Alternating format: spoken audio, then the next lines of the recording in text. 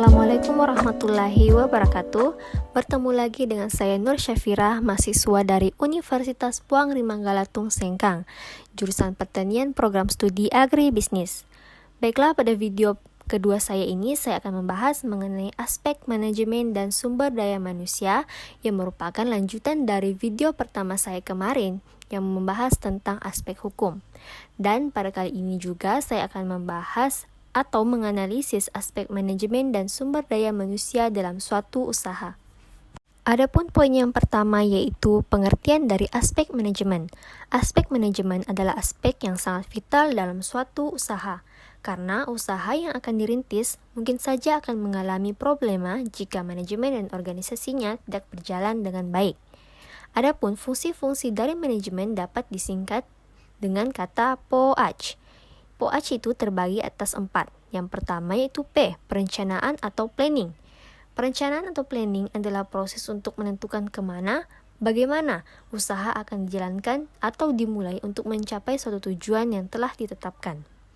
Yang kedua yaitu O, organizing atau pengorganisasian. Adalah proses untuk mengelompokkan kegiatan dalam unit-unit tertentu agar jelas dan teratur sesuai dengan tanggung jawab dan wewenang si pemegang unit. Yang ketiga yaitu A, actuating atau pelaksanaan. Pelaksanaan di sini yaitu proses di mana hal yang telah terencana dimulai oleh seluruh unit, seperti seorang manajer yang menyerahkan seluruh bawahannya untuk memulai pekerjaan sesuai dengan tugas yang telah ditetapkan kepadanya. Dan yang terakhir itu keempat, C, controlling atau pengawasan. Pada tahap ini adalah proses untuk mengukur, menilai, dan mengevaluasi hasil pekerjaan agar sesuai dengan rencana awal dan mengkoreksi berbagai penyimpangan selama proses pelaksanaan pekerjaan. Poin yang kedua yaitu manajemen pembangunan proyek yang terbagi atas 3 tahapan. Adapun tahapan yang pertama yaitu perencanaan proyek, yaitu penggambaran seperti apa dan bagaimana proyek harus dikerjakan, yang meliputi jenis pekerjaan, waktu penyelesaian, tenaga pelaksana, peralatan, dan juga anggaran yang akan dibutuhkan. Kedua yaitu penjadwalan proyek. Penjadwalan proyek meliputi penjadwalan waktu-waktu dari masing-masing aktivitas proyek dalam urutan yang sudah diatur. Yang ketiga yaitu pengawasan proyek. Pengawasan ini berguna untuk mengawasi arus anggaran dan mengevaluasi berbagai kelemahan dan kekeliruan selama pembangunan proyek. Poin yang ketiga yaitu manajemen sumber daya manusia.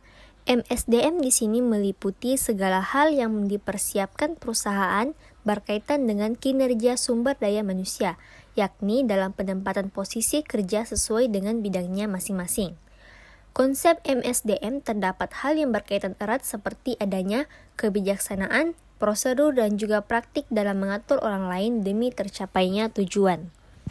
MSDM terbagi atas 7 tahapan. Adapun yang pertama yaitu tahapan menganalisis jabatan.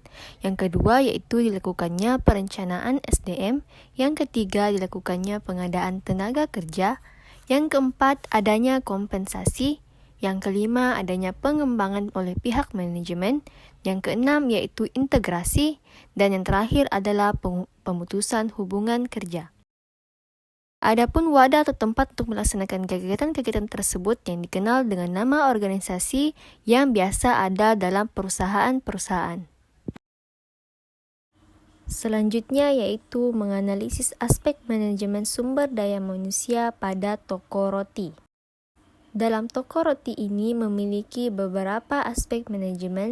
Yang pertama yaitu memiliki general manager, yaitu seorang pemimpin yang memiliki motivasi tinggi dalam menjalani usaha dan melakukan fungsi-fungsi dari manajemen. Yang kedua yaitu karyawan sesuai dengan posisi masing-masing yang bekerja baik di pastry maupun di kasir. Yang ketiga, konsep bisnis memperhatikan kualitas dan gizi, karena kualitas dan gizi yang baik untuk kesehatan masyarakat dengan rasa yang khas. Yang keempat yaitu menjaga food cost standar dan kualitas yang tinggi. Dan yang terakhir yaitu adanya pelayanan yang ramah.